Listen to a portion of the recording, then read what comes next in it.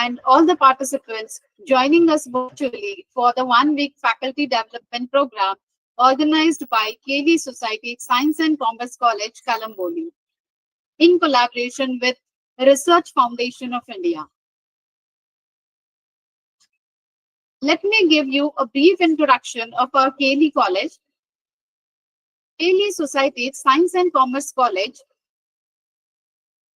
emphasizes on the sound mind and healthy body for spiritual enlightenment and social transformation.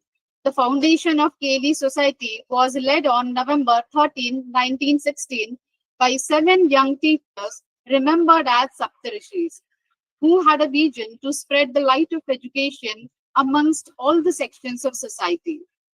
The initiation further ushered in a new dawn in the realm of education.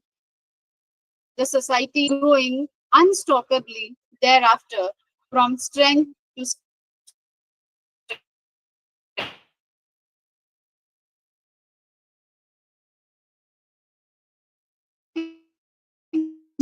ranging from medicine, engineering, dental, pharmacy, architecture, law, nursing, Ayurveda, management, IT, and computer science, catering services from kindergarten to the post-graduation and professional research.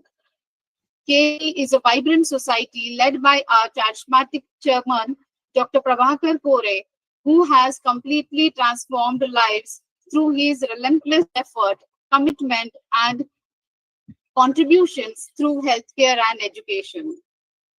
Our college, KV Society Science and Commerce College, Kalamboli, is one of the proud branches of KV Society. KV College, a minority higher educational institution located at Kalamboli, Navi Mumbai, made its prosperous beginning in the year 2013 and has evolved over the years. The college has been affiliated to the University of Mumbai since the time of its inception in 2013. We are at KLE are committed to offering quality learning experience in diverse educational programs. Our college is accredited with B+ grade in NAC. Would also like to give an introduction about the Research Foundation of India. The Research Foundation of India, RFI, its academic research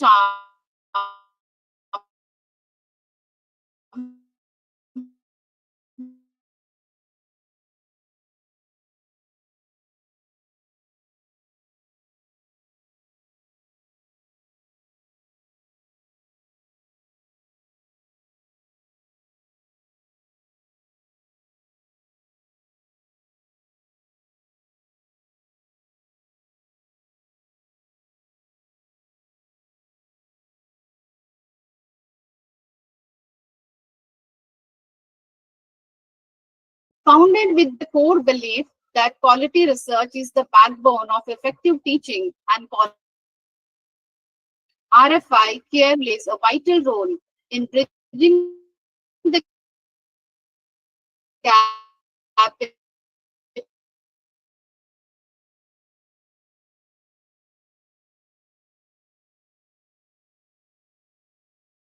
researchers by enhanced academic engagement and research output.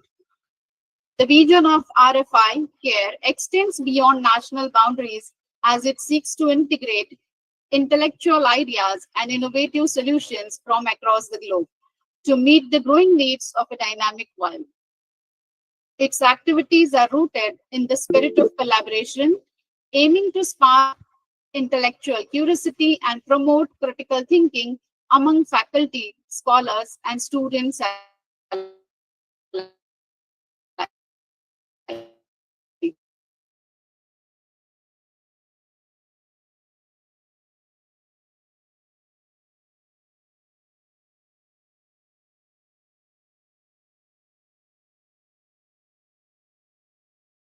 Includes university faculty, research, history, anthropology, history, philosophy, and political science. Members work in a wide range of settings, including universities, research institutions, school systems, testing agencies, and non-profit organizations.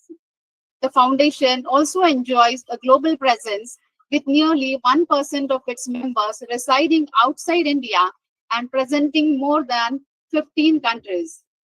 Over 75% of its members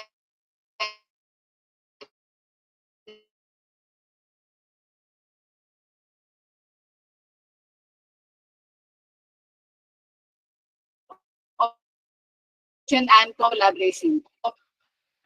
By nurturing the commitment and strong focus, excellence, RFI and RFI-CARE continue to play a pivotal role in shaping the future of higher education and empowering educators to become change makers in their respective domains. Here, I would like to give you a brief introduction to our a 1 week faculty development program and its schedule. As we navigate through these challenging times, the role of technology in education has become paramount.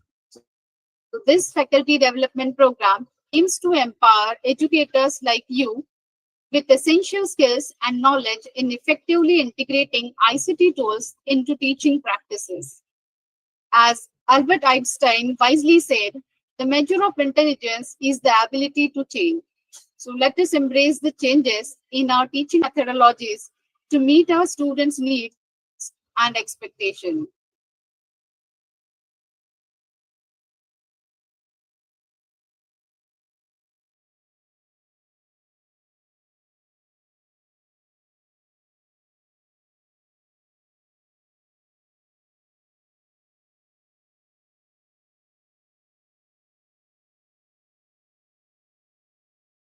Mr. Mendulkar sir to address the audience.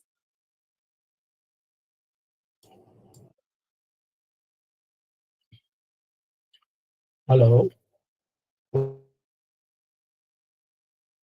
I hope you are comfortable.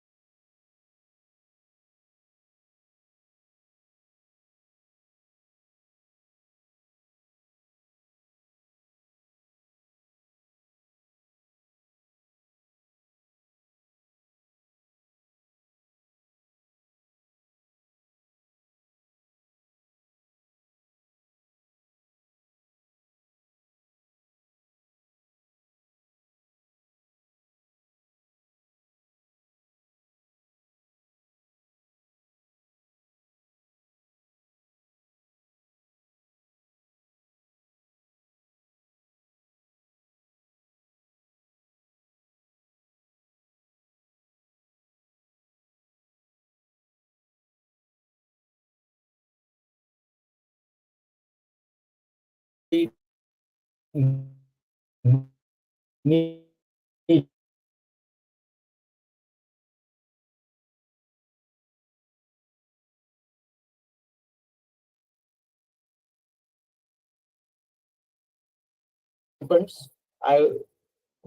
I appreciate your participation and welcome you because you are participating. This week-long program, I think it will run up to 8 days. Doesn't matter online, but in future we'll focus on to invite you all offline also, as and when the things will be suitable. We were in short of time, but for this for the conduction of this online program, this organization, especially Research Foundation of India, I didn't get any opportunity to see the representative. Of course, it could have been very fruitful, but this organization is helping us a lot, and with their collaboration, our IQAC coordinator, Dr. Prakash Badane, and his team.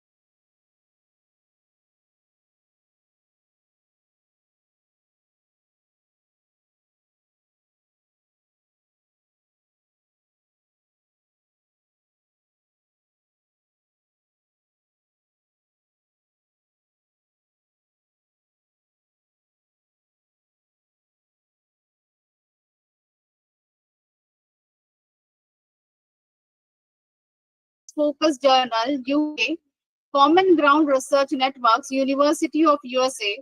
As member of editorial board, he is associated with Annals of Human Resource Management Research, Indonesia, International Journal of Science and Management Studies, Universal Journal of Business and Management, USA, and International Journal of Academic Research and Development.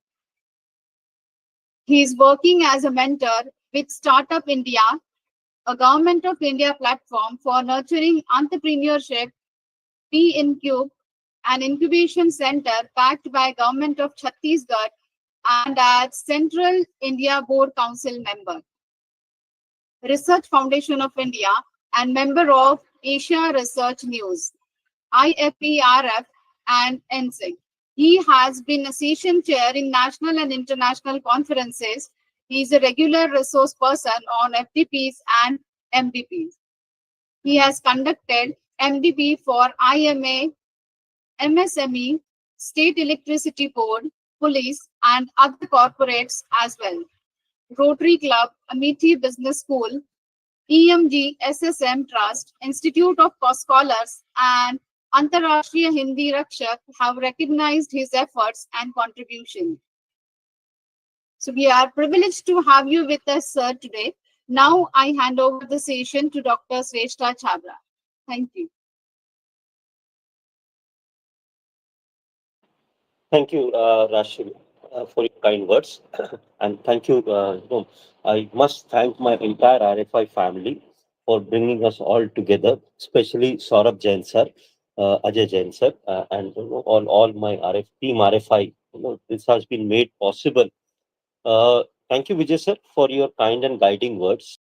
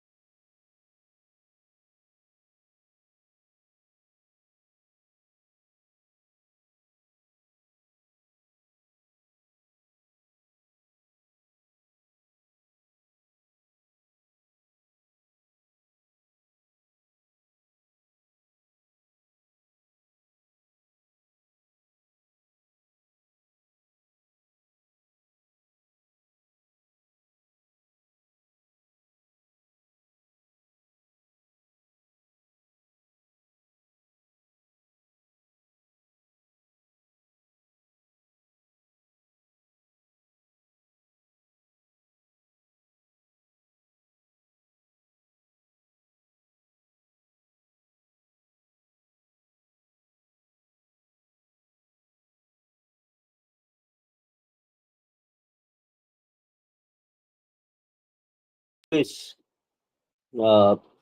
probably you may have your always a point of your own point of understanding, so you are most welcome to share that. Okay, so with these words and all these disclaimers applied, let me start with the session for the day, and that's what I bring it for you. uh,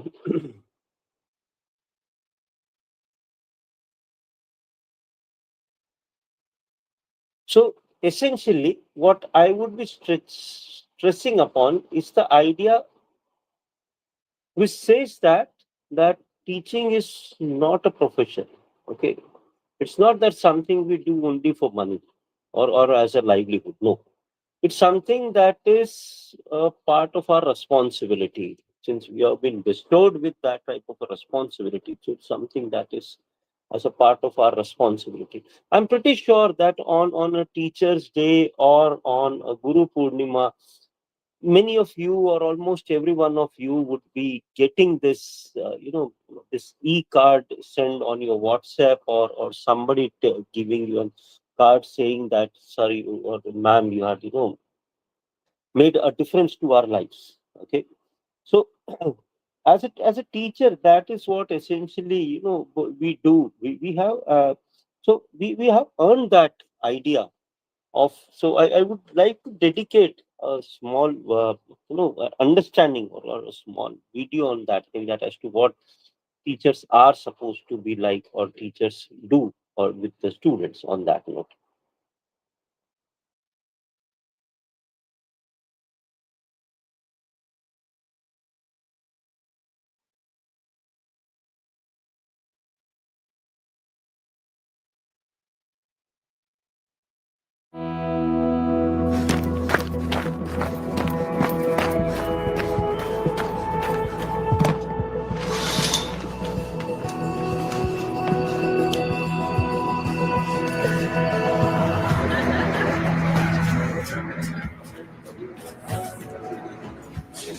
What's up? How you doing? All right, guys. To Kill a Mockingbird, Chapter 2. Open up your books.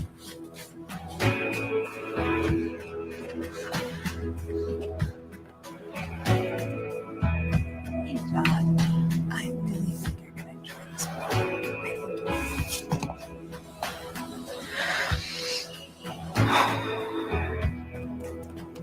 All right, John. What's going on?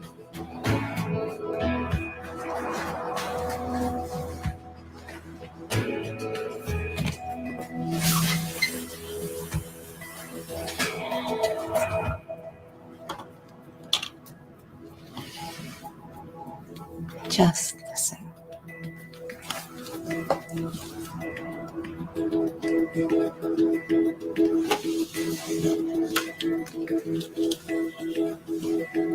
Kill a Mockingbird, Chapter 1.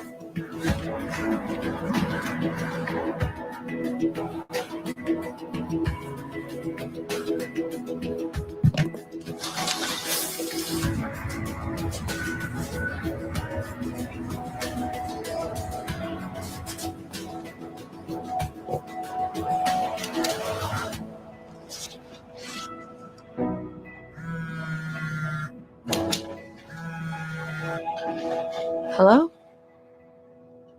Hey, it's John. Sorry to call you something like this. What's going on? Can I ask a question about tonight's homework? Of course.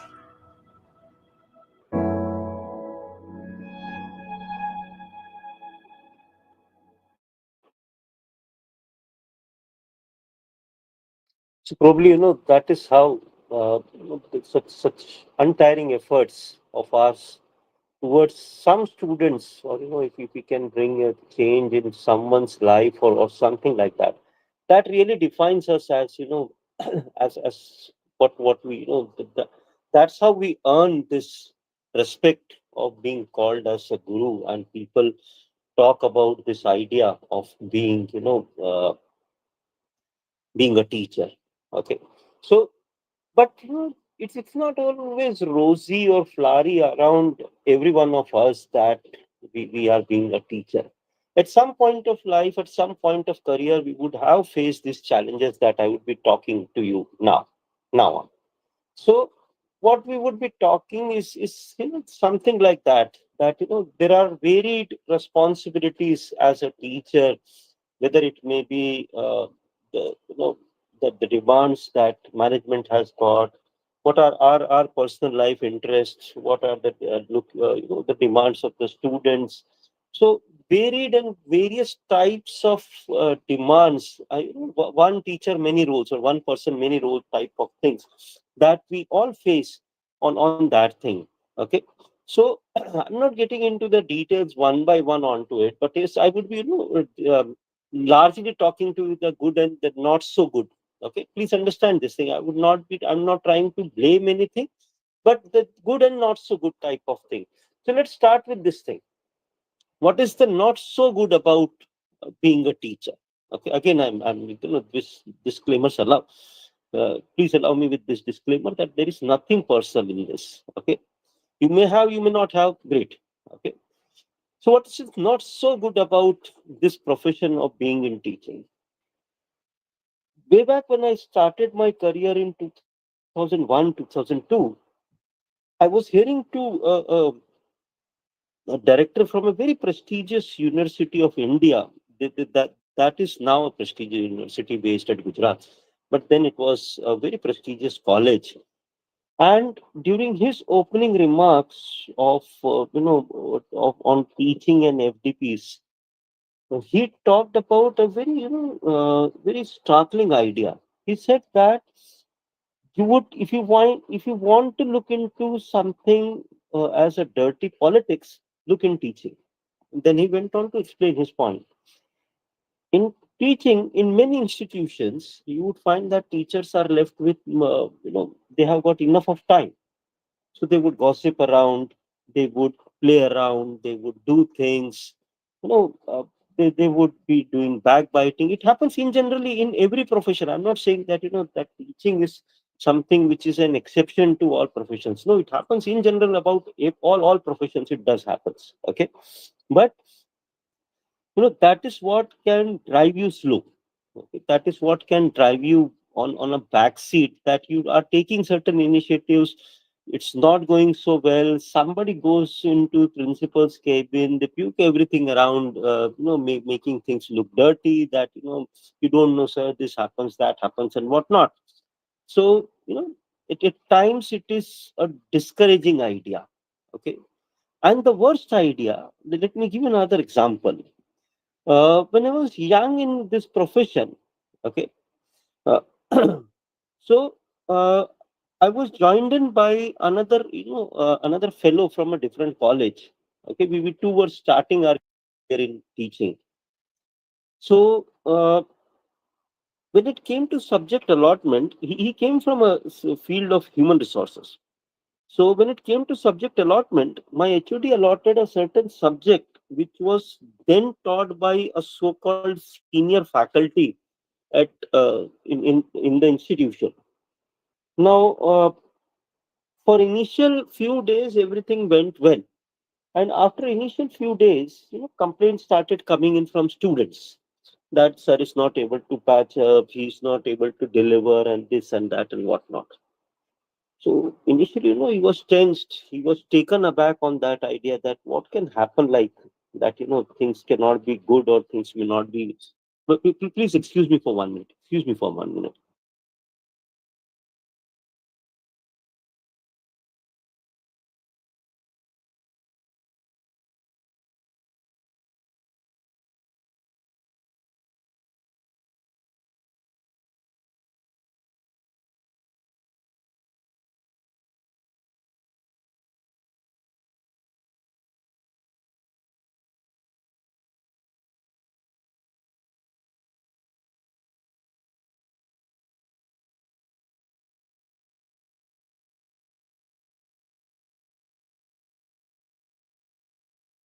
I'm sorry for the interruption. So I was giving you an example that he was joined in by so So initially things went well, but then students started complaining on that thing, on that issues that he's not able to do this, that, and his examples are theoretical in nature and whatnot. So he was pretty tensed on that idea. But when when the things rolled up further, the idea given was that this senior faculty who was teaching this subject until last year, because she thought that it was her pet subject, and she also passed on this idea to the students that uh, that if a senior faculty teaches you, it would be good. The people who have got experience, and if they can do something good, that would be great, and things like that. So essentially what happened is was that uh, knowingly, but on a flip side, he instigated the students and used students as a medium to actually to propagate this idea to the management that you know things are that if she was given this subject, she would have done it great, okay, rather than anyone else who has been given this subject, something like that. So that's something, that's the worst type of thing, that students are involved in such type of political things. And I keep telling this to everyone whom I meet across in this profession, that it in at a given point of time, students will obviously pass out. Okay, but they are smart enough. They know that what type of relation you share with your colleagues, with your director, everything. That's the few students, they can they can grasp things. And once they grasp this understanding, they would play around for their benefits. I've seen that also, that students are playing around for their benefits and making the faculty engage amongst themselves, and they are taking benefit out of it. I've seen that also happening. I'm not blaming that only teachers do that, but students also do that, or students also play foul times. So that's where actually happens. Like, okay, the worst part is that, see, there are many colleges around. Okay, and the worst part is that students are getting treated as customers. I think, to my understanding, that is the worst part. Okay. Everyone has got a marketing. Almost all good colleges, all big colleges have got a marketing team whose job is to get students across India, pan India type of things. And they primarily give this idea, or they have established this idea in the brain of, or in the minds of management, that students are primarily to be treated good, because they are customers. And you face this challenge, that if certain students, see, it happens normally that if you have got an intake of say 150 200 odd students coming every year, there would be 10-15 students who would drop out, and the marketing would then question, not directly to you as a teaching faculty, but to via management, they would question that there is a drop rate, and there is some problem with the faculty delivery, and this has happened, that has happened. Students are made tall promises. I give you some list of promises, okay, which were made by a certain university, that you would have a Volvo bus coming on to take you up. That would be an AC bus that would come next to your doorstep. I received a call one morning, and this girl asked me that, sir, I was promised all these things, and but I could not, it's my college time, and I could not see a college bus coming up. So can you, help me with this thing? So I said that no, it's on the square. The bus is not going to fly till your house interiors, but it's right out there on the square. You can come up to, sir. This is not done. Marketing people promised with this, and whatnot. So. What about this? I would call it unnatural demands, or what about this unnatural expectations which are being set to acquire students? Okay, there is this is a huge debatable thing. Okay, if you sit with your marketing people, this is a huge type of debate, that the numbers that they give, the promises that they make, the things that they do, everything. Okay, that's a separate, that's an intense idea as to what can be done for the students and how tall promises can be made. If somebody asks you that, okay, what is the placement scenario in the college, or what is the highest placement? And I've seen this thing happening, that if you don't have any particular placement record, so what you do, essentially, you talk to them that, okay, you say me what type of placement package you would like to have. Okay, you write and give it to me, that, sir, okay, I would like to have 9 lakhs per annum type of package, and then you would say only 9 PA, that's it. Hmm. Then you are probably at a landing at a wrong place, because we would offer you somewhere around 11 or 14 lakhs package per annum. Would that be able to you? Would that be, okay with you? And then you are, mesmerized, that, taken aback, that I was just expecting 9, and these people are, offering me anywhere between 10 to 14. What a great place to be. Tall promises, shorter deliveries. Obviously, you paint the picture in a very different type of a color, and then, you fall flat on the faces. Okay, so that's how it happens. Linked with this idea is the idea that management has its own demand. Okay, and again, I'm not trying to again paint any picture, but management has its own demand. Management has got its own, ideas of life. They want you to do research, but there is no research incentives which are given to you. They want that you should publish it in ABTC journals. There are certain colleges, which would give you a very good intense incentives on being getting published into any of these categories, or this thing, or based on your API score, something would happen to you or something. Most of the colleges are just wanting you to, do it in the name of college types. Okay, it's our college, do it in the name of college. It would be API. I'm not saying you should do, you should not do. I'm not getting into that debate as of now, but I'm pointing out that, then you have got lots of administrative work. So, at times, balancing out these ideas becomes a little difficult for you, because I've seen certain colleges, certain universities that, uh, but the major task of HODs over those universities is the idea that you have to make sure that faculties are engaged. Okay, right from 9 to 5, they are engaged throughout the day. They should not be getting time to, move around or doing things like that. So make sure that they are getting in some or the other work. You get them some work. Okay. So what work and how it would be linked to the university, that is the task of HOD. That is why, that is what, the faculty should not come to me. Faculty should go to HOD, not because it's a chain of command, no, but because that's why an HOD is paid for. Okay, that these are the comments that I've heard. So that's what my point is, that management, I'm not talking that whether these demands are realistic, unrealistic, that's a separate idea, but management has its own demand.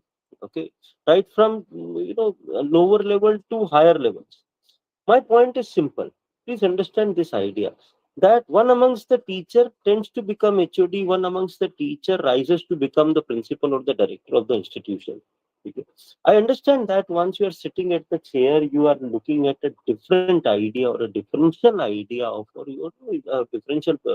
But never forget that you are also a faculty at some point of time. You are also a teacher at some point of time. Okay, so you should, if you keep that in mind, you will always be able to empathize with what people are saying. I'm not saying that you should be, trying to make yourself an emotional fool, but at least try and empathize with what people are saying. Okay, because people back there have got a family. Okay, there are demands of families also. There are demands of work also. Uh, and at times it becomes very tough to balance between the both. We go and teach good management practices or benchmarking management practices to our students. And do we actually follow them? That's what the question is. The teacher who is trying to tell that, how benchmarking or great practices are followed by some of the corporates, is he convinced with this idea that this actually happens? That's a question mark. Okay. In teaching profession, generally you would feel that, or you would understand this idea. Again, I would quote one of the directors of a very prestigious institution. He said that I bought a Maruti car. This I'm talking about early 2000. He said I bought Maruti car for working for almost 15, 20 years as a university professor. Okay. My student who is just passed out from me is, has bought a Maruti car just after 2 or 3 years of passing out. I'm not saying that, he's trying to give away, he's trying to, throw away his frustration. No. The idea is that try and acquire teachers as easy as possible, as, what should I say, as low, you know, as low as possible. So at times, in order that the head of the institution proves himself or herself as wiser, okay, or as a dynamic personality, he would give new ideas to management, that why don't we hire teachers on contract, then we would have be saving on this cost. Why don't we do this thing, we pay teachers low, or because on contract we would be paying them lump sum, we'd not be doing this, we'd not be doing this. So he would, all he or she would be doing all such schemes to management. Okay. Just at times it is just that, you want to prove that you are a smart person. That's it. I'm really sorry to say this, okay, on an open platform like that. But that's what you need to understand, that if you throw peanuts, you would get only monkeys. There is nothing that, if you want good people around, you must be paying them good. Okay. And on the top of it, students have their own varied interest. Link it with this other idea that management as customers. And then you would find that, students would have their own interests, their own ideas. While they sit into the class, while they make it to the class, they would have their own ideas, their own, ways of getting on to that thing. And they feel that, it's my privilege, as I would use this word, as a customer, that I would should be, given this type of a privilege. Okay. So they are more, that's how you see a generation gap being widened on that thing. Now, before I look into the other part of it, the so good part of it, I have a privilege of, of a head of institution joining with me. She is an edu entrepreneur with a great experience of, she has done her MBA, then she went on to work with Schindler Australia as project head, came back to India, and she was the only project head lady in the entire Schindler. And she came back to India and went on to, become an edu entrepreneur. So, as a short interaction with her, I have, I was fortunate enough that she could find some time to interact with us. And from her, we would like to understand that, please understand that this is what we have talked in now.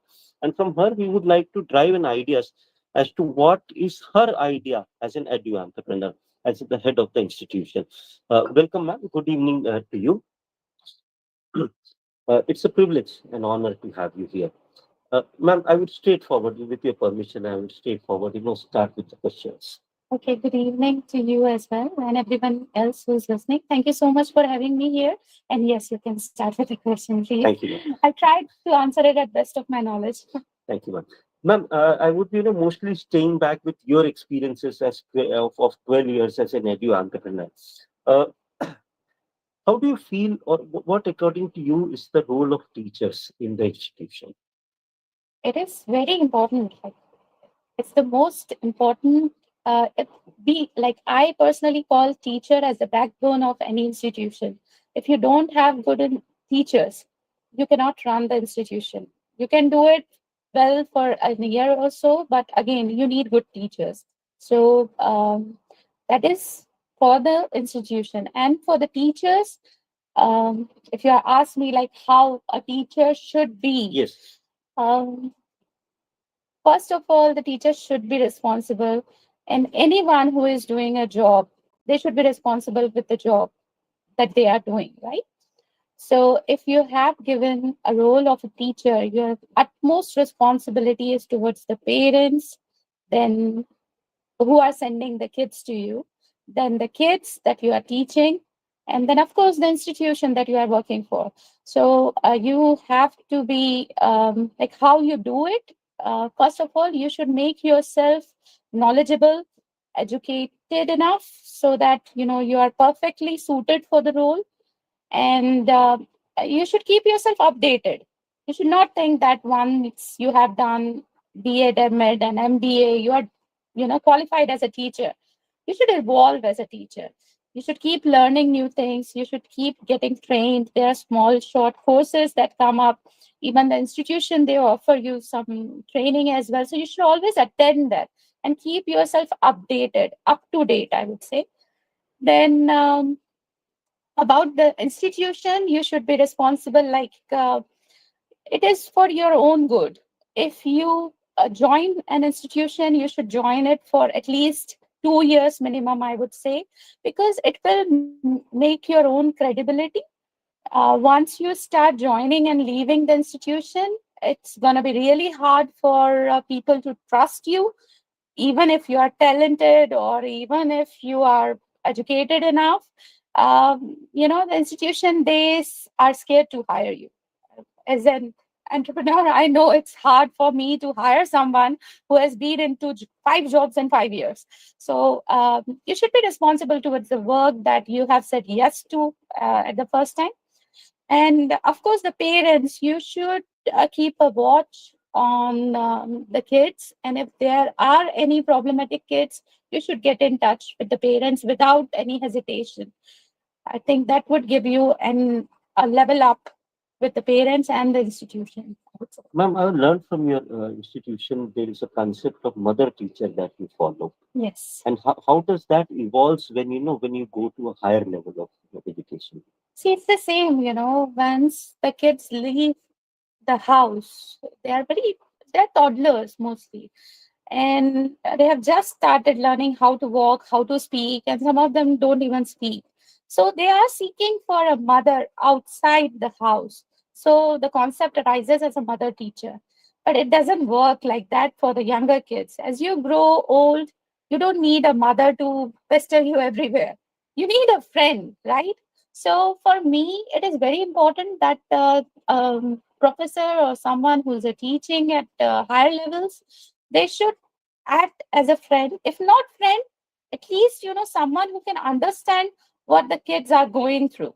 If they are not getting your topic, for example, we say that if they are not understanding what you are trying to say, you should try and um, put yourself under their shoes, and find out that this person might be going through this issue.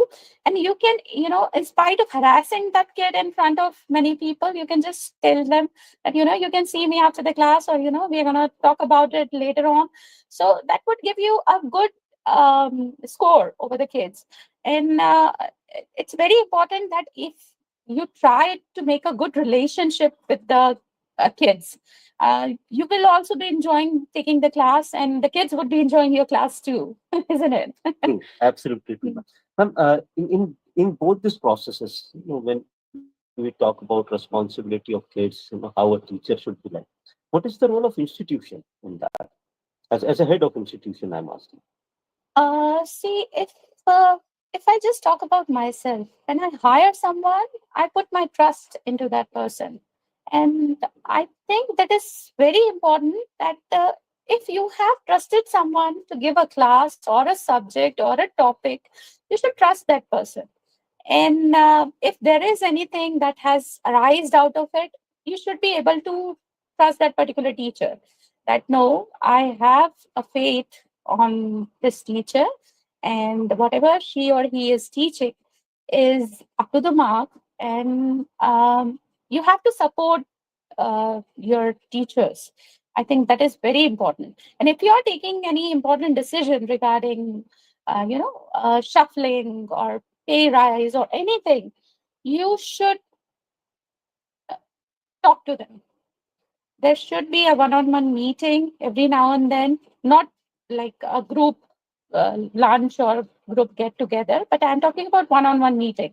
If they are going through some issues, you should talk to them, because they are As I said, they are the backbone of your institution. You should take care of them because they are taking care of your institution. And how you deal with politics, office politics, because as people, as a human nature, it's inevitable. See, I just tell you a secret of my organization. I have zero tolerance towards politics, and I give them ways and means to keep themselves busy for the time that I have asked them to work for me. And I try to minimize that group formation in the workplace, and try to make a healthy workplace by taking everyone together when there is half day, or not letting someone sitting in a group talking or backbiting other people. So, and one most important thing I always tell at the initiating, whenever I initiate the session, like at the start of or beginning of the semester, we just say that you are all are equal. No one is superior to you. You all are basically teachers. So if you are taking higher class, lower class, this subject, that doesn't matter. You are doing what you are supposed to do, and you should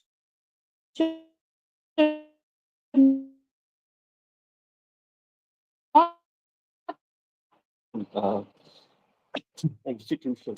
okay, You would be going through a journey with the institution for belittle works, irrespective of the number of years that he stays on that. But that would cast an impact on his entire being. definitely. So how do you make sure that the student, the responsibility to the students? See, as I said, teachers play a phenomenal role after the parents in anybody's life.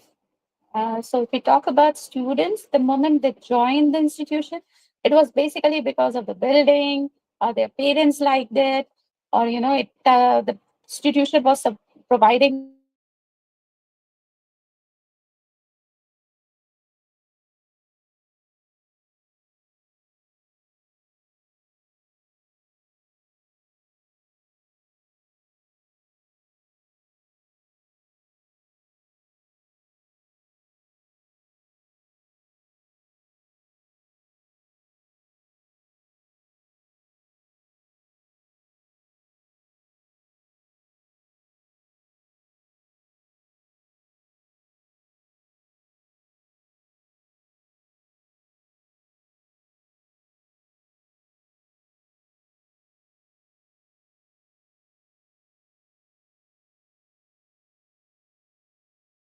facilities, so they might be looking for someone again, that I want to be like this person, not completely, but I like these qualities and I want to take up these qualities further in life. So it is very important that teachers have to, work hard towards this, not just in taking lectures that, okay, I have this much syllabus to complete, I'll do that and my work is done. No, that's not the case. You have to provide that extra. Otherwise, it's going to be a mundane job even for you. You're not going to be interested in going to work next day. So to keep yourself interested as well, you need to give that extra. And once you start doing it, you realize that it's making you as a better person, right? Like, you have thought about a kid. Once you have gone back home, you have thought about the process that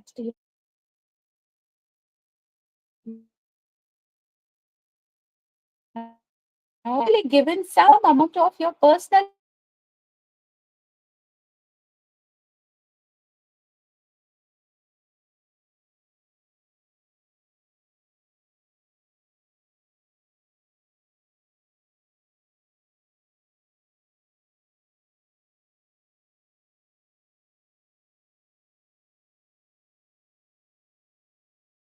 it's very hard for the parents to look up to kids all the time, what they are doing, how they are going through and all.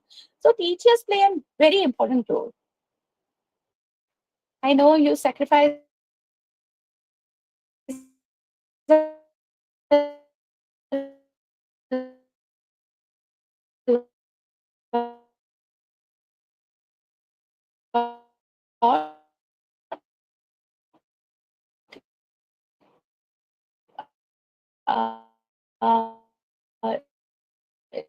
it's a hard work, and it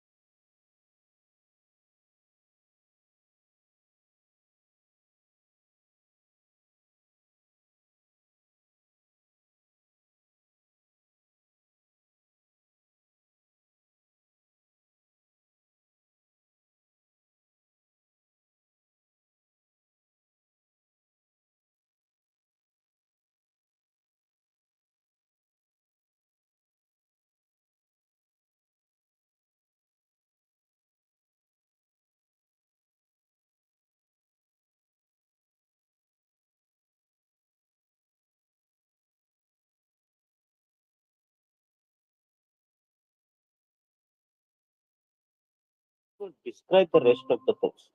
So again, as a thread, what man has told us that always better that as seniors we always try and projection as a as a psychological thing. We try projections. We try to be to make people understand onto things. Okay, try and look it from a different things. As I was telling you, that a faculty as an HOD, as a principal, you should never forget it, that any one point of life, one point of life, given one point of life, you are also a teacher. So don't forget that maybe 20, 30 years now, you were sitting across the table. So think about that side of the table also. Okay, I do understand that please don't take it again personal, that COVID has made bunking of the classes easy for every one of us. Okay, you can be earlier to bunk a class, you need to actually work hard, you need to jump wall, to be to hiding at some place where you won't be caught types. Okay, but now switch off the camera, switch off, unmute, mute yourself, and then you can be doing anything in your life. Okay, so it can be as simple as this. So try and understand that students have their own ideas, their own ideologies. They have their own, ideas of things which are what we call in the different generational ideas of millennials and this and that. They have their own ideas of life. Okay, which may not be, as per your requirement. That does not mean that they are wrong. Okay, it means that they're good enough. Okay, just with some differences. That's it. Why? Because if you are here by choice, you would understand that you are into the same ideas. At times, you all feel low. We are into the same ideas. What Krishna said to Arjun, that fight because it's your dharma to do it. Okay, you have to invest in yourself, because at any given point of time, it's your uh, it's your dharma. It's your duty primarily, that you should be responsible towards the kid. So whatever is happening, it's not that I always have a good day when I leave for the college. No, the days may be bad. I might have just arrived in the college and my principal has fired me left, right, center. He has flabbergasted on me. All done. Okay. But just after this has happened, I would be entering into my class. What would happen next? And some student is playing certain tricks because you have arrived late. Would you be shouting on your student? Would you be, would you be pouring everything down on the students? The answer may be no. That is what we don't do usually. Okay. That is whatever has happened to us, we try and keep it. We may have, certain bad days. We may have arguments with our colleagues. We may have an argument with our uh, HOD or director or whatever. So I'm in the class. I'm there all for the students. I forget about that idea. I settle it quickly, and I forget about ideas. That's what I believe. When I say I, it's not only me. I believe every one of my colleague who are listening to me, another 50, 60 colleagues who are listening to me, they would be almost doing the similar thing, because that is what brings in the nobility of this cause. Still, if somebody bows down to your feet 10 years now, 15 years hence, okay, people will not, I'm not seen people bowing down in front of their CEOs. They don't, do that, because they still feel that you have a contribution that you have made to their life. That's the nobility of cause. And for this, we have to learn to overcome this idea that institution does not allow us to do this. Okay, the system does not allow us to do this. Please understand this thing. Okay, what makes the system? Please understand. Please define it for yourself, and you would understand that not four walls, okay, or not or not infrastructures. They don't make institutions. It's people like you and me who make institutions. Okay, so get over this idea of learned helplessness of institutions, of systems, of this is not allowed, that is not allowed. Do the best that you can do in your own capacity, and I'm not talking idealistic, please. Okay, I'm pretty sure of all the my learned colleagues would have done this for all these years that they have been or they are into this teaching profession. Okay, so try and make that difference, because somebody out there would be actually looking for us. You would have certain transformational stories in your own ways. Okay, what ma'am was saying, that we have our transformational stories, because people don't have time to listen to everyone. They ask you, how are you? But they don't wait for the answer. They just go on and they go off. That's it. They don't care what was your answer like. Okay. So that's what it's not that only toddlers have to be taught by a mother teacher. No. Every one of us needs a mother. By mother I mean that parenting style. Okay. That somebody who can sit on that thing on this thing and say that it's okay.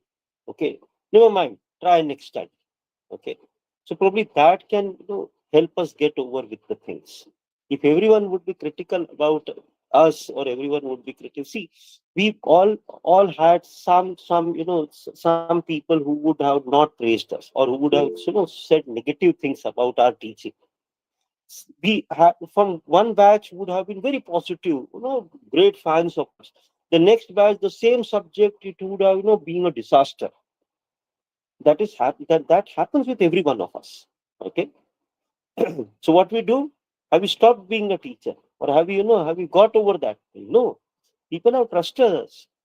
They have changed the timing. They might have looked into a differential idea of teaching from us.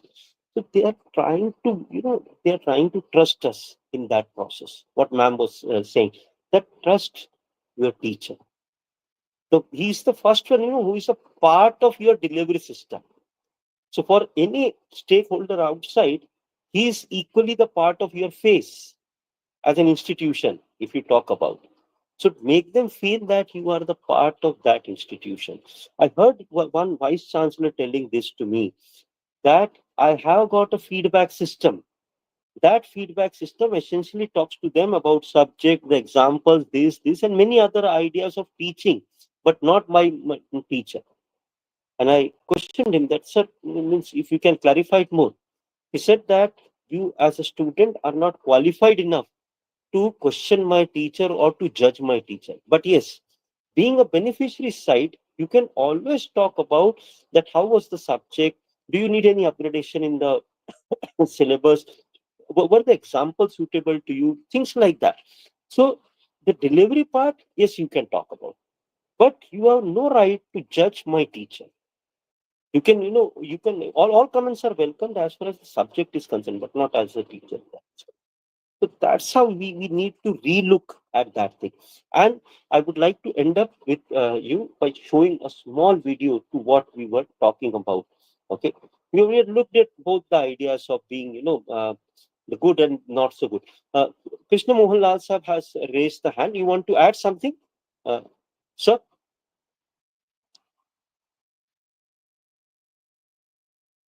Krishna Mohanlal sir, do you want to add something or you have got certain remarks to put on? Okay. Good evening, sir. Sir, Good evening, I ma'am. Good want evening. to. Good evening, sir. Sir, I want to say system, whatever, जो भी system sir institutes का होता है. I am working in a B.Ed college.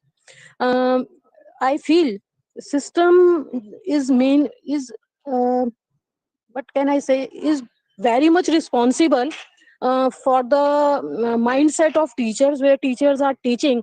मैं जो है B.Ed college में ही हूँ, although my college is good, but I sometimes feel कि सिस्टम जो है ना वो इंडिविजुअल को या टीचर्स को बहुत डीलिमिट या जो है बहुत ही एक कई बार जो है ना फेयरनेस की ओर नहीं जाता sir, because group of peoples are there. So I most of the time feel that our job is good, but environment is somehow responsible. I feel these things, sir. Absolutely, ma'am. Absolutely. See, the climate that if you might have looked into my slide, I would just take you one slide ahead. So, Sir, can you yes, advise ma'am. or suggest something? I will be thankful to you. Okay. Ma'am, look into my last but one point. Okay. That, that, one second, ma'am.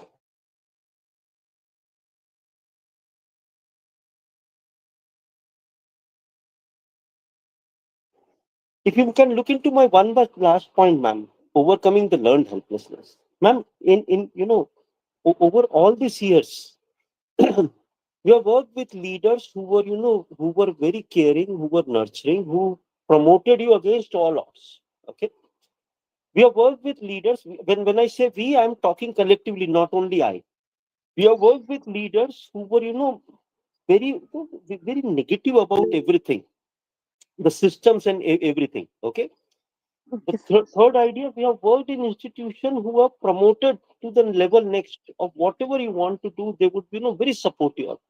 We all have worked with institutions who have been, who are very disregarding and they would disregard all your efforts that were put in. But beyond all this, leaders, institutions, cultures, climate, since I have also, I'm faculty of HR, all beyond all these ideas is the basic idea which I have nurtured over all these years, ma'am. And the basic idea is that your beneficiary is your student. Your primary responsibility is not your HOD, not your director, not your institution, but the student who has selected this institution. It is no fault of his or her that they are trying to make it. Okay. So your entire responsibility and the first and foremost responsibility is towards the student. Within this, the so-called framework of the institution, what is allowed, what is not allowed. See, no institution would disallow you to teach, or no institution would disallow you to innovate in your own way in what the subject that you deliver. Okay. The third thing, the best place a teacher can be is within the classroom, man. Always remember this. Despite of all administrative works, whatever I would do for the institution, NAC work, KA work, O work, whatever work I would do for the institution, at the end, I would be recognized only by my efforts as a teacher.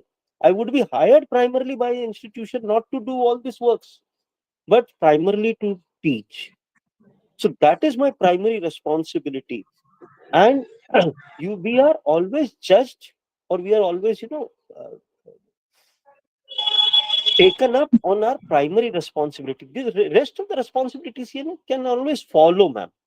Okay.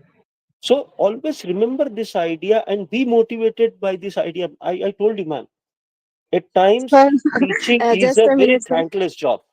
Teaching is I a am very thankless interrupting you, job. sir, but like in सब चीजों से sir, like sometimes या most of the time I feel so much discouraged myself. मैं ये बोल रहा हूँ Hello. Ma'am, मैं ये बोल रहा हूँ ma'am, at the end of the day आपको ये ध्यान रखना पड़ेगा, for all demotivation that you have got a superior motivation that this is a noble profession. Plus your students are there, there is no fault of the parents. as a parent आप सोच के देखिए ma'am, ठीक है, आपका भी बच्चा किसी टीचर से पढ़ता है, ओके, आप क्या Yes, sir. एक्सपेक्ट करते हो उस टीचर से मैम? द सेम एक्सपेक्टेशन आपकी क्लास में वो जो 50-60 अराउंड किड्स बैठे ना, similar expectations their parents would also be keeping on you, on your shoulders as well. They may not be talking to you. कई बार ऐसा होता है ma'am, we don't meet even the parents, but their expectations are something that we live upon, okay? Because वो expectation के साथ वो बच्चे को हमारे पास भेजते हैं कि he or she, the teacher would transforming or doing something with the life of the kid. So this is what should motivate you ma'am. बहुत सारे कई सिस्टम्स में बहुत सारा डिमोटिवेशन होता है. एंड प्लीज रिमेंबर, मैं आज एक बहुत अच्छी मैम एक बुक पढ़ रहा था, आप भी कभी पढ़िएगा उसको, the grid. Okay, sir. Okay. उसमें बहुत अच्छी, I was reading a quote and it said that something which doesn't kill you would make you a best person. So, some quote like this. Okay, if it doesn't kill you, it would make you a great person. The hardships that you are traveling through today would be your experiences and would be your achievements tomorrow. Please understand this. Tomorrow, maybe on certain platform like this, you would be sharing your experiences that as to how hard it was sailing for you, how tough and rough it was sailing for you, and how great you became out of it. Okay. Before every one of us has got this idea or got this choice of leaving the institution and joining some other place. Please understand this thing. Every institution would have one or other challenges in its own way. There may be something good in this institution that you may not find in the another institution. The students may be good, the students may not be that good. The management may not be good, the management. So, but challenges would remain, ma'am. Yes, sir. Yes. So, Definitely. deal with those challenges in your own way. And the day you find that see, ma'am, for all these years, I have reminded me of a great quotation that I've read, somewhere starting of my career. Don't leave a job because you're stuck into it. Okay. Do great and then leave it, if at all you want to. So that you are not carrying that, that sin of being incompetent, or you are not able to, handle situations. No. You were able to handle the situation, you made it right, you did it right, but now now this has the challenges are done, almost done. Now you are moving forward to a growth idea or something like that. Okay, so let you be motivated, as I told you, ma'am, some higher ideas that my students are my responsibilities, they are the beneficiaries, ma'am. Please be motivated with that. Thank Every you, day. sir. Thank you so Every much. day. Thank you, sir. Thank you, ma'am. sir. Thank you very much. So much. Thank you. So now I would be moving on to my last leg of things. I would please have a look at another 2 minutes of your precious time, and then I would be opening for any remarks or anything that you would have to talk about. So we have talked about the plus and minuses of teaching. Have a look at it. Okay, have a look at this video and then we talk about it.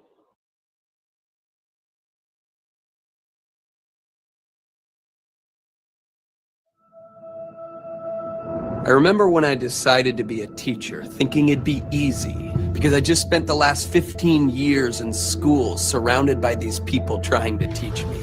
Most of my life has been in school. This job will be breezy. I'd make jokes with kids, share lots of stories, transform lives, make them fall in love with books, perfect my teacher looks, and ensure every kid thrives. It's school. I mean, I'm kind of a fool, but how hard can it be? I think a lot of people believe this job would be easy. But then in my first year, that kid who I poured my heart into dropped out. And it became clear that my jokes didn't carry enough clout. And I had that one class that was so loud that I had to shout. I told myself I would never be that teacher. That's not what I'm about. But then after that moment, I felt my first self-doubt. I remember when that parent burst into my room demanding that I boost her child's grade. And she called me a liar when I told her how he behaved.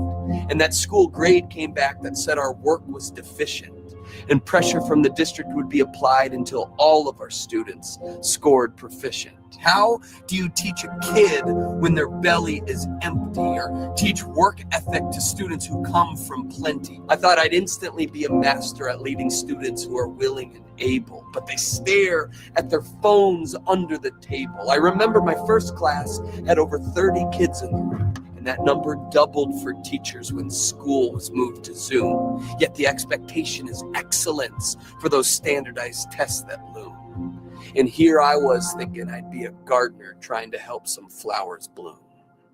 Teaching isn't easy. But when that other student who was fighting bleak odds walked across the graduation stage to a deafening applause, I couldn't help but tear up as I sat here in awe and realized there really is something special about this job. Standardized tests and school grades can still cause me misery, but few things compare to when our students are achieving victory, like watching them read for the first time, or discovering that that math problem is a hill that they can climb, or finding the bravery to speak up in class and deliver a line, or getting a letter from them years later telling you that you helped them shift their paradigm. When a kid falls in love with reading, or students have deep discussions without your pleading, or you can make them see that when it comes to succeeding, there is no ceiling. You're reminded that this career is one worth leading. There's parts of the education system that can cause so much strife, yet there's parts of being an educator that can give you so much life. So if you're not a teacher, just know that this work is challenging, and lend your support. And remember who all of their work is for. Our kids, our community, our society. It's for all of us. And if you are an educator, may you discover the joy often hidden beneath the surface, and find those moments that make this demanding work worth it. And feel relieved of this pressure to always be perfect, and know that there are many of us who appreciate your service. And may everyone watching this recognize and support it.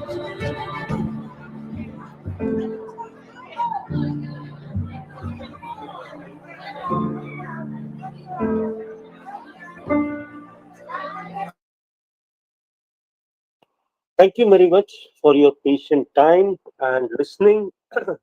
And once again, I'm thankful to my entire RFI family. I'm equally thankful to the institution, uh, Saurabh sir, Ajay Jain sir, ma'am, Thank you so much. for Thank you so all much. the work. And thank you everyone for your kind participation and listening to me for all this long. I understand, I have got a deep respect for all my colleagues, because I understand that you all had a working day. Okay, so it's tough, actually tough, that after a good working day you are still here. That shows your interest in developing yourself. So heartfelt thanks to all of you, and have a very good evening ahead. Thank you, sir. Thank you so much. Thank you, ma'am. Thank you very much. Thank you, Dr. Chabra, sir, for your insightful session. These responsibilities of educators and institutions in adapting to new learning environments are really important for fostering an effective educational climate. Now our session is open for question answers. So if you are having any question, participants, so you can ask the questions.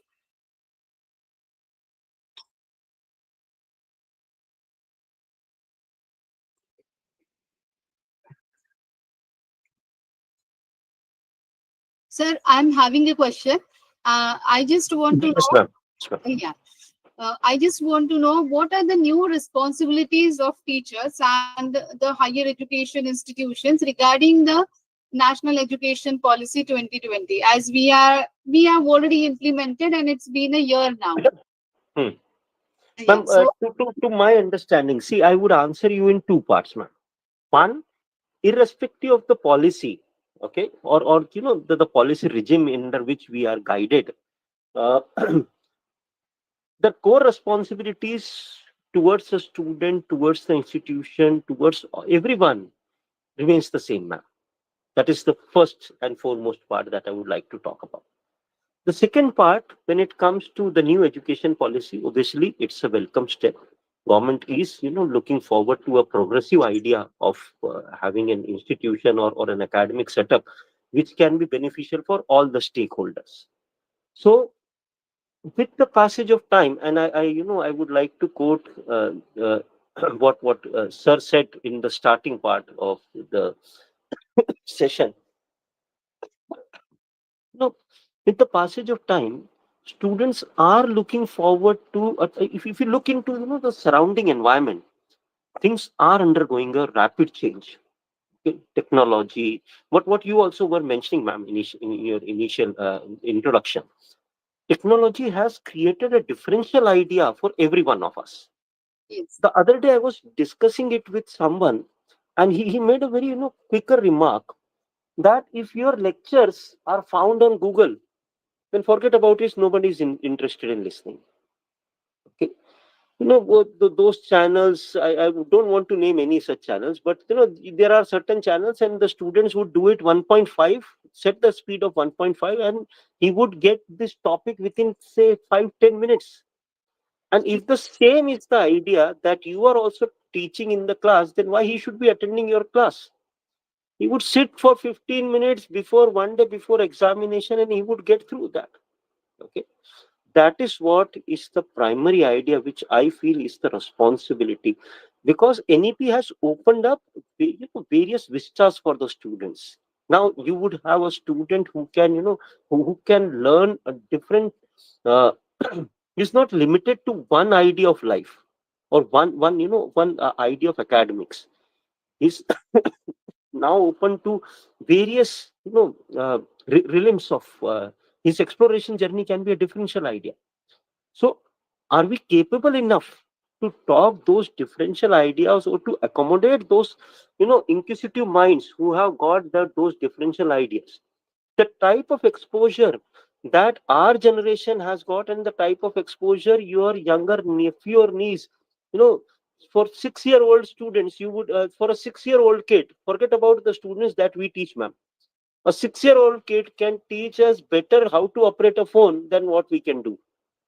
Okay, that's how. So is that the technology is the only differential idea? No. That's where my this is what I learned from my father also, who happens to be a teacher. A teacher is above the books.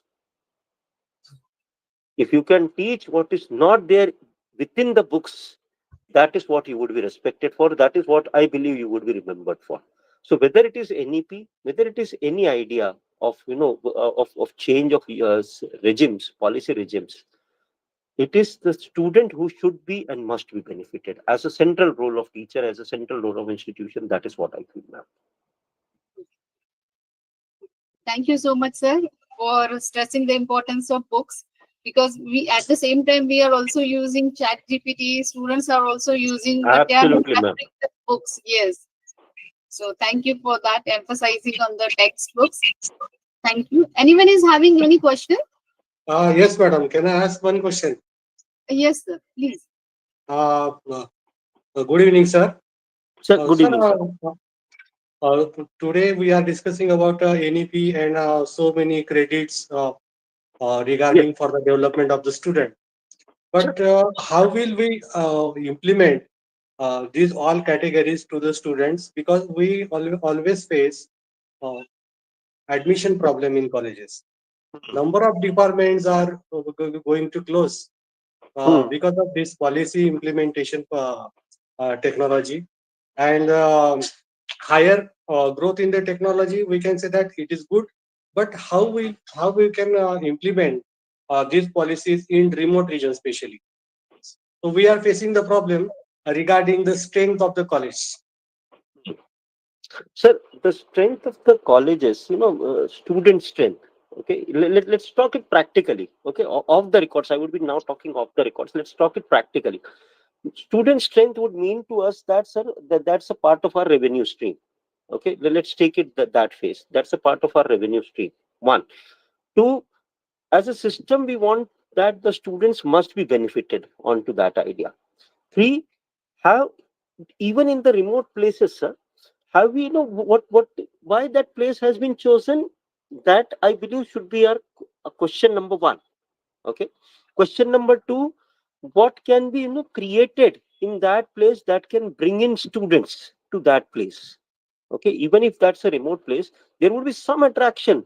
Okay, that students can be brought into that place. So look into the two or three ideas primarily. Fourth idea is that if you have got courses, or if you have got certain ideas which can be run in association with industry, so that would be a good good point. Not only I'm not talking from a marketing perspective, sir, I'm talking it only from a student benefit perspective, please. So if Okay. we can follow these ideas, then probably I believe that we would be offering certain, because sir, I give you an example which Yeah. I remember always. George Bernard Shaw, GB Shaw, he was a famous playwright, English playwright. He was Mm. asked with this question that, Shaw, why don't you write your autobiography? And the answer that he gave is probably the answer that we all should remember. He says that what Shaw does is something that, Shaw, and what is the difference between Shaw and his neighbor? The neighbor would wake up in the morning, do the regular course, uh, go back, go outside of the house, work for some place, come back and earn his bread, like something like that. What Shaw would do, Shaw would also get up in the morning, do regular course, sit in the house, right place, and earn his bread. Okay, and what he went on to say is that only one bone describes, one bone is the differential idea between two monkeys. Rest, all 99 bones are same. So what is that differential idea? What in management terms you call it as competitive advantage. Why should you not be doing something else and picking up this institution is your competitive advantage? Find out that differential bone, sir. That is what would be your answer to all that things which are going around. The problem is that we are still to focus on that differential bone which describes us differently from all the institutions that are across India. As an individual also, we have got that differential bone. We have that competitive advantage as well. The sooner we realize, the problem is, sir, that we teach this to students, that how to do SWOT analysis and this and that. Probably question it ourselves, that have we done that to our benefit? Try and figure out that competitive advantage. Your answer would be the answer. We are facing problem towards malpractices. Because what happens, sir?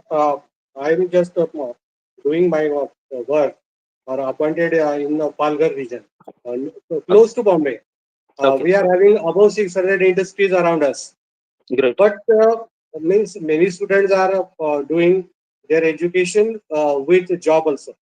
Okay. And what happens generally, maximum students from different branches, they were nominally taken their admission in another non-granted colleges Hmm. and paying some fees and appear only for examination.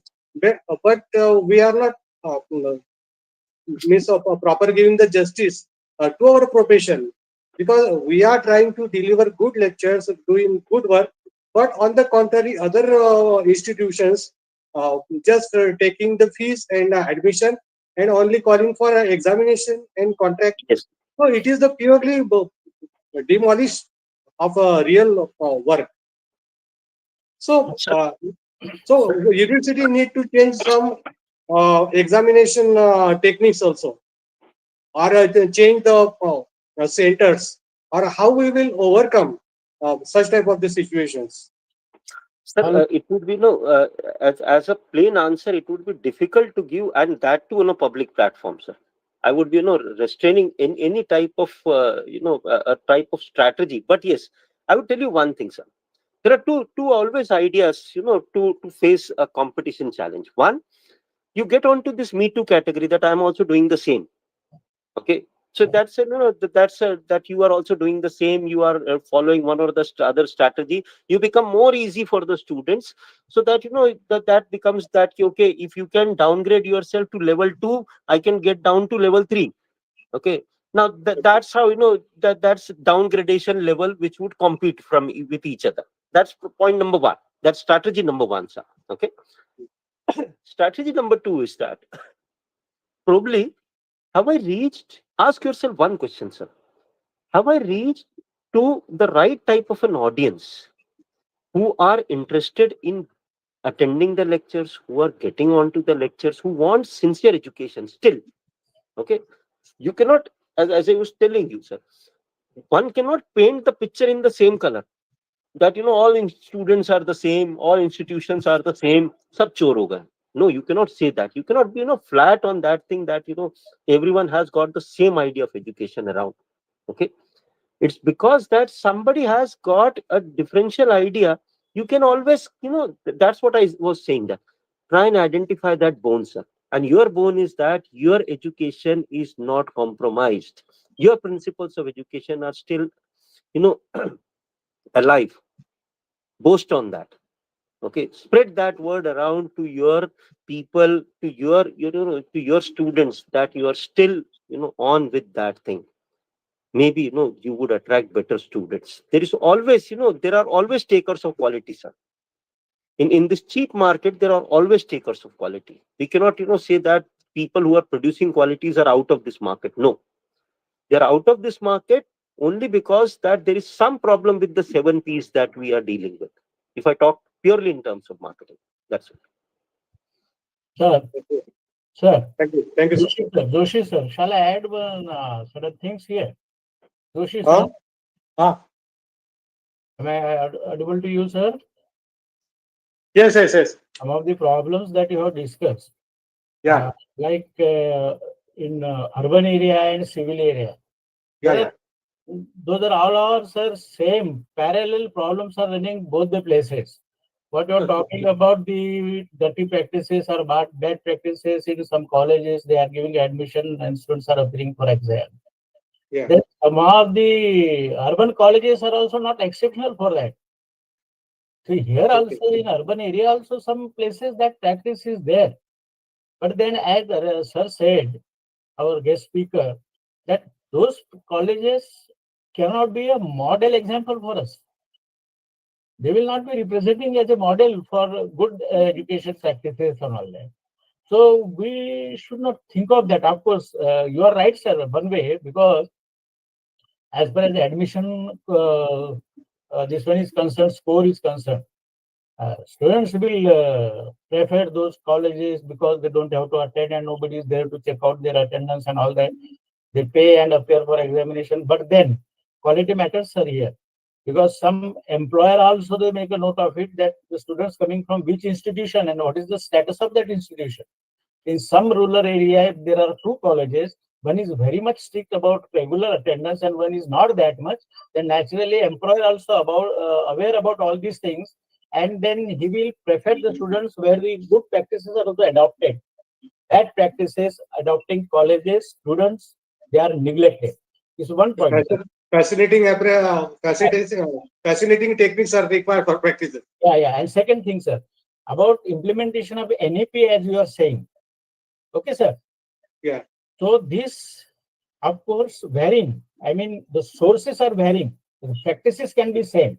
Now, say for example, the students appearing in semi-urban or urban area, they are in contact with sophisticated firms, big institutions, big factories, or any software or management related institution, all that. So they get very easily. This is the problem in the for the students who are coming from rural colleges.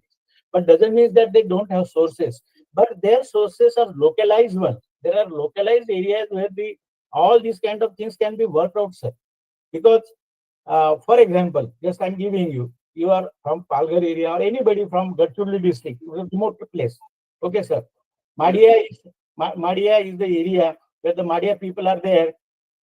They do cultivate all the practices and businesses in the area of forest product.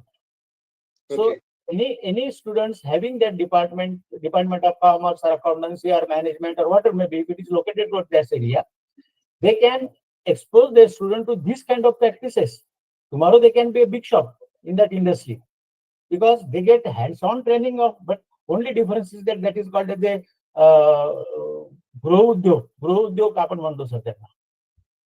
तुम्हाला माहिती असेल ते शब्द लघु उद्योग किंवा गृह उद्योग. आता गृह उद्योग हे अर्बन याच्यामध्ये नाही दिसणार तुम्हाला, पण रुरल याच्यामध्ये हमखास प्रत्येक घरी काही ना काही उद्योग असतात ना सर, असतो. आणि त्याच्यामुळे त्याचं मॅनेजमेंट म्हणा किंवा आता कलेचे जे लोक आहेत, cultural related things, art painting is there, those who are interested in this one, that is a localized art. There one can get expertise and he can be a good skilled person also in that area. तर अशा प्रकारे अनेक प्रकारचे forest product आहेत, त्याचं business करणारे पण असतात.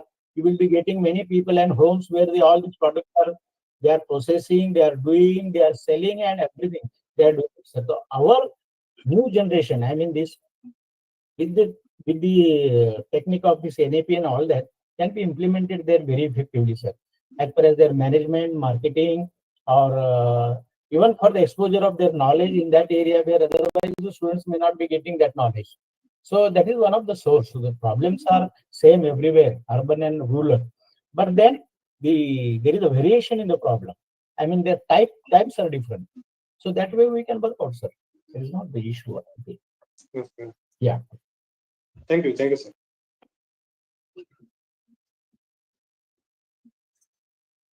Yeah. Thank you so much, sir, for your insights and expertise. Now, this is the time to conclude our today's session. As we come to the close of this insightful and enriching inaugural session of our 1 week online faculty development program, it is my privilege to deliver the vote of thanks. First and foremost, I extend my heartfelt gratitude to our esteemed resource person, Dr. Shrestha Chhabra, Associate Professor at DC Business School, Indore, for his enlightening session on responsibilities of teachers and higher education institutions. Sir, your thought-provoking insights and practical perspectives have truly set the tone for the rest of the program. We are really grateful for the time and expertise you have shared with us today. Thank you, ma'am. Thank you for your kind words. Thank you. I would also like to express our sincere thanks to our principal, Professor Dr. Vijay Mendulkar, sir, for his continuous encouragement, guidance, and support. Sir, your presence and words of motivation always inspire us to strive for academic excellence.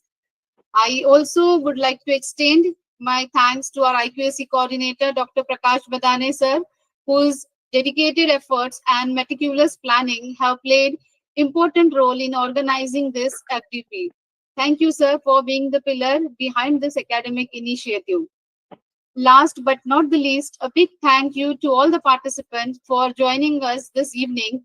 Your enthusiasm and active engagement are what make programs like these truly meaningful. We look forward to your continued participation in the upcoming sessions throughout the week. Thank you once again. Have a wonderful evening ahead. Thank you.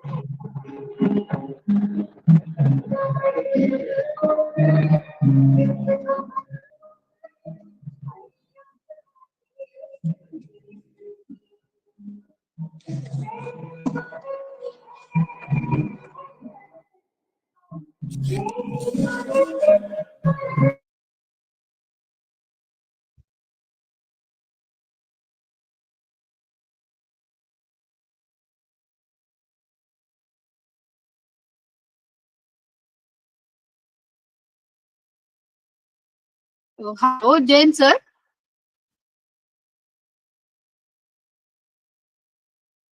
Yes, thank you, sir. So I did not ask you, so that's why whether you wanted to say something.